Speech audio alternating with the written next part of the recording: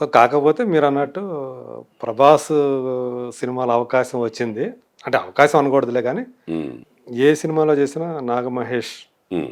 So, బాగా ఈయనెవరో గాని బాగా చేస్తున్నాడని మొదటి నుంచి ఆ పేరైతే మీకొచ్చింది. హ్మ్.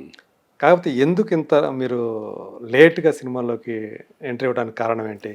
అదివరకు ఏందంటే మీరు ఆల్రెడీ రంగస్థలం మీద చేశారు గదా! హ్మ్.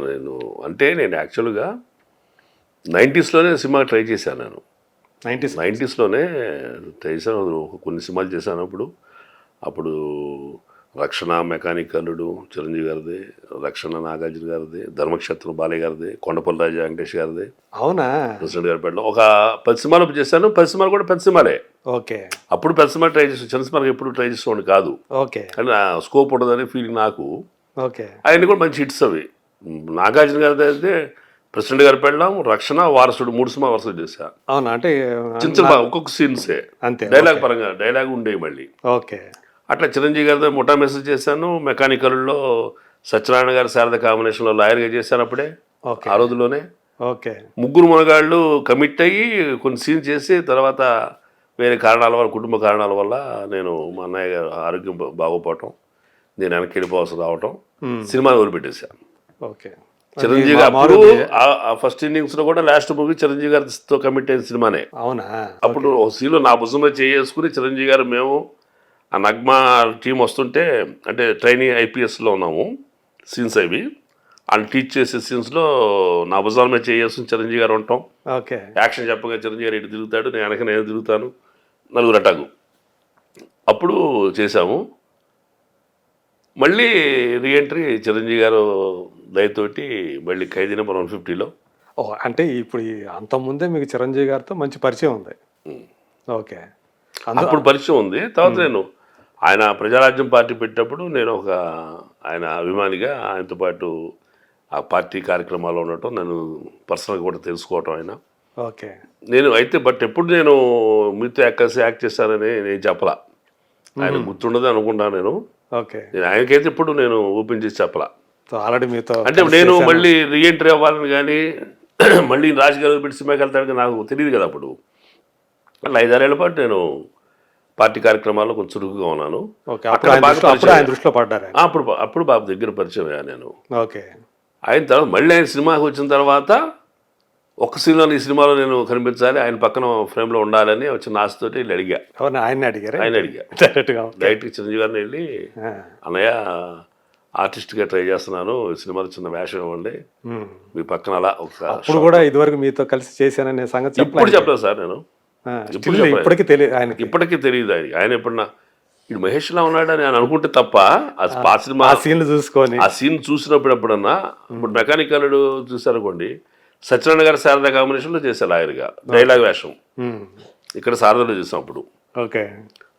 మహేష్ కదా అని అప్పుడు అట్లా ఆశ్చర్యపోవాలని తప్ప నా నోటితో నేను మనం మీతో కలిసి సినిమా చేసా సార్, నేను ఒకప్పుడు ప్రయత్నం చేసా సార్ అని ఎప్పుడు చెప్పలా. ఓకే. ఇప్పుడు చెప్పలా. ఇట్లా అడగటం ఆయనేమో అద్భుతమైన అవకాశాన్ని నాకు అక్షయ పాత్ర లాంటి చిన్న ఒక పాత్ర ఇవ్వటం, పాత్రటం. ఆ! మరి అది చాలా గొప్ప విషయం. చాలా చాలా గొప్ప విషయం. అది ఒక డివైన్ మూమెంట్స్ అనుకుంటా నేను. చిరంజీవి అది కూడా గారు ఇన్స్‌పెక్టర్ వేషమేగా అందులో చేసింది? ఇన్స్పెక్టర్ వేషం. ఇన్స్‌పెక్టర్ వేషం. హ్మ్. ఆయన్ని షర్ట్ పట్టుకుని మెడపెట్టి గెడటం, స్టేషన్లో అవును. హెరాస్ చేయటం, హ్మ్.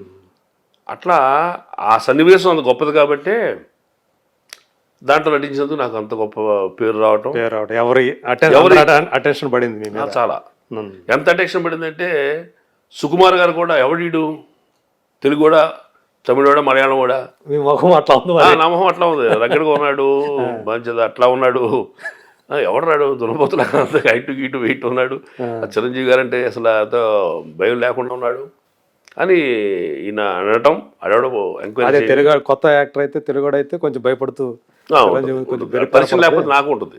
హ్మ్. సో ఆయనతో లాంగ్ జర్నీ చేశాం కాబట్టి number of times face to face కలిసి మాట్లాడే సందర్భాలు వచ్చినాయి కాబట్టి నాకు ఆయన దగ్గర ఆ చనువు, నేను భయపడాల్సిన పరిస్థితి లేకుండా ఉండిపోయింది. అదే నన్ను డైరెక్ట్గా నేను తీసుకుని నన్ను ఏదో పర్సనాలిటీ సరిపోయిందని ఆ సీన్ చేయమంటే నేను కింద పైదాకా హ్మ్. డెంగ్యూ వ్యాధి వచ్చిన వాళ్ళకు వణుకుతూ ఉండేవాడిని. అట్లా ఆయనతో పరిచయం ఉండటం అదొక భాగ్యం ఏందండి. నేను అడిగింది చిన్న వేషం, అసలు నేను అంత అసలు అంత గొప్ప వేషం ఆయన ఆఫర్ చేస్తారని కూడా నేను ఊహించలా. ఓకే. అంటే అడిగిన మధుర క్షణాలు, గొప్ప క్షణాలు, డివైన్ మూమెంట్స్.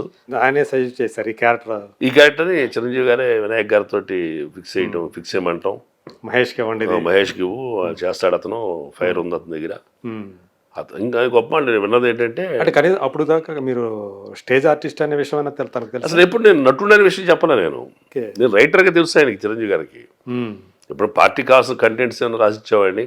అవునా? అప్పుడు అట్లా నేను రైటర్ గాని నేను సో అప్పటికే అంటే ఫెమిలియర్ అయ్యా. సాహిత్యంలో ప్రవేశం ఉంది, కథలు ఉంది, రాస్తుంది. కథ రాసేవాడిని.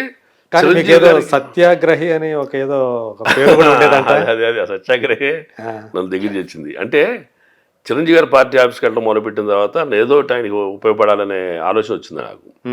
ఆయన దృష్టి పడాలి. నాకు పాలిటిక్స్ అంటే నేను పెద్ద ఇష్టం లేదు, ఇప్పటికీ ఇష్టం లేదు నాకు. ఆయన మీద ఇంట్రెస్ట్ తోటి నా వల్ల ఏమన్నా ఒక బెనిఫిట్ అవ్వాలి, నేను సైతం ప్రపంచానికి చేయాలనే దీంతో నేను 10 మంది మోసుకెళ్ళేవాడిని కాదు, తీసుకెళ్లేవాడిని కాదు.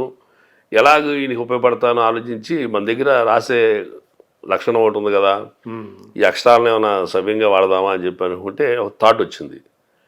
పొయిట్రీ లాగా రాసి అప్పుడు మనకి అగ్నిస్ట్ పార్టీస్ ఎవరు, కాంగ్రెస్ అండ్ టీడీపీ. ఈ రెండు పార్టీలు దుర్మార్గమైన పార్టీలు. ప్రజారాజ్యం పార్టీ వస్తేనే మనం బాగుపడతాం అనేది బాడీ లైన్ తీసుకుని ప్రతి పొయిట్రీకి ఆ 15 రోజులు జరిగిన ఈవెంట్స్, మంచి ఈవెంట్స్ మనం ఇచ్చేయటానికి, టాపిక్ రేజ్ చేయటానికి ఉపయోగపడే పాయింట్ తీసుకుని నేను రాసేవాడిని. కాంగ్రెస్ టీడీపీ దుర్మార్గం పార్టీలా అని. ఎందుకంటే మన స్టాండ్ ఏంటి, ప్రజారాజ్యం కదా, అదే మనం తప్ప ఎవరు గొప్పలు కాదు కదా. అవును. అట్లా సత్యం రామలింగరాజు గారి ఇష్యూ జరిగినప్పుడు దాని బొమ్మ బొరుసు అంటే ఎట్టు పెట్టి, నాణ్యానికి బొమ్మ బొరుసు, సత్యం రాజుకి బాబు వయస్సు. ఓకే. రెడ్డి గారి పాలనలో ప్రాజెక్ట్ అన్ని మైటాస్ వశం, అడ్డదారి సంపాదనలో నేతలిద్దరూ పరవశం. మెట్రో రైలైనా, మచిలీపట్నం పోర్ట్ అయినా అది మైటాస్ సొత్తు. అధినేతలు ఎవరున్నా ఆర్డర్లు పట్టడమే అతిపెద్ద గమ్మత్తు. రాజుగారి దక్షిణమేస్తూ రక్షణనిచ్చిన కాసుల కాపరులు, వారి అవినీతి సామ్రాజ్యానికి చట్టరీత్యా వారసులు. ఇట్లాంటి భాషతోటి పోయిట్ 20 లైన్స్ రాసి సత్యాగ్రహని నేను నా పేరు వేసుకోకుండా పెన్ నేమ్ లాగా పెట్టుకున్నా, పెన్ నేమ్లా పెట్టా. అది ఒక 10,000 కాపీలు ప్రింట్ చేయించామండి. మీ డబ్బు అంతే. 10,000 కాపీలు 2,000, ఆ రోజుల్లో 2,000. ఓకే. 2006లో 2007లో 2,000 రూపాయలు బడ్జెట్ దానికి. ఇంత దొంతలాగా ఇంత ఇంత ఒక మన హ్యాండ్ సైజ్ ఉండేవి, చిన్న పాంప్లెట్, ఏ సైజో తెలియదు కానీ ఇంత వచ్చాయి. కార్లో తీసుకెళ్ళేవాళ్ళం, ఎవరు కురవాడిని పక్కన తీసుకెళ్ళేవాడు, బాబు కొంచెం ఇచ్చేవయ్యా లోపల ఎవరు ఇచ్చారు అని చెప్పి దారి పేరుడికి ఇచ్చి పంపించేవాడు లోపలికి. అంటే మన గుర్తుపట్టినంత వ్యక్తికి ఇచ్చి పంపించేవాడిని. నేను అరగంట లోపలికి లేవాడిని. ఈలోపు సేవలు ఎవరు కింద పేపర్ అసలు పడేసేవాడు కాదండి. పొయిట్రీగా ఉండేది, చదువుబుద్ధి వేసేది, విషయం ఎంత ఉండేది, ఇంకోటి చూపించాలనిపించేది. ఆ పదాల పొందికలు బాగుండేవి. ఓవరాల్గా నాకు ఈ సత్యాగ్రహి అవడం అనేది అట్లా ఒక 3-4 months పాటు డిఫరెంట్ సిచ్యువేషన్స్లో డిఫరెంట్ పొయిట్రీ రాసి ఈ సత్యాగ్రహి ఎవడండి, అసలు ఎవడి సత్యాగ్రహి అనేలాగా ఒక ఠాగూర్ సినిమా లాగా అక్కడే చూపించా. టాక్ ఆఫ్ ది టౌన్ లాగా అయిపోయారు. Talk of the party, no doubt. ఎందుకంటే కంటెంట్ బాగుండేది, ఎంటర్టైన్మెంట్ ఉండేది. ఎవరో తెలియదు వాళ్ళందరూ కార్యకర్తలు ఎవరు తెలియదు, అసలు ఎవరు తెలియదు అండి. నేను సత్యాగ్రహాన్ని నాతో పాటు వచ్చే నా ఫ్రెండ్స్, నా బాయ్స్ తప్ప ఎవరు తెలియదు అసలు. అట్లా నేను 3-4 months పాటు అందరూ నా పాంప్లెట్స్, సత్యాగ్రహి పాంప్లెట్స్ చిరంజీవి గారి టేబుల్ మీద ఉన్నాయి, పవన్ కళ్యాణ్ గారి టేబుల్ మీద ఉన్నాయి.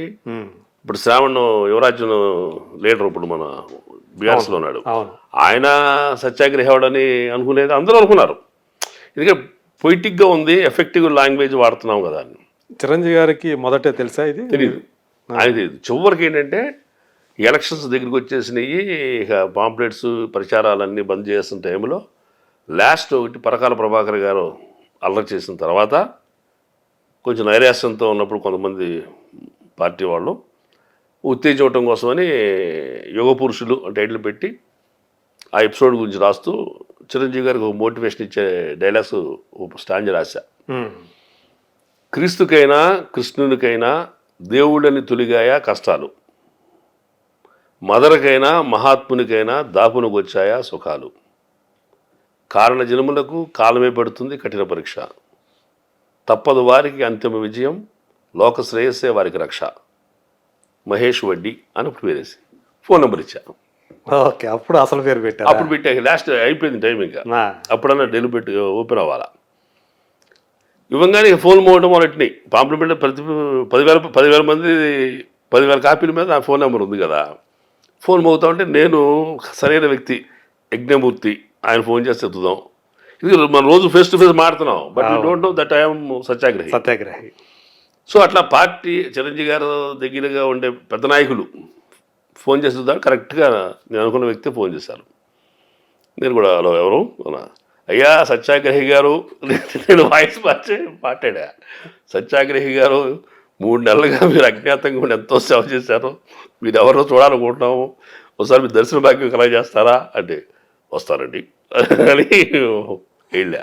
బాగుంటాం బిల్డప్ ఇచ్చారన్నమాట. బిల్డప్ ఇచ్చి వెళ్ళా. సార్ ఏంటి సార్ ఫోన్ చేశారేంటి అన్న. నేనా మహేష్, నీకు చేయలేదే అన్నాడు. చేయలేదా, మీ నెంబర్ నుంచి వచ్చినట్టుందండి అని ఆయన ముందు నిలబడి ఫోన్ కొట్టా. ఆయన టేబుల్ ఫోను సత్యాగ్రహి రింగ్ అవుతా ఉంది. సత్యాగ్రహి నువ్వా అన్నాడు. నేనే అన్నా. మహేష్ నువ్వా అన్నాడు. నేనే సార్ అన్నా.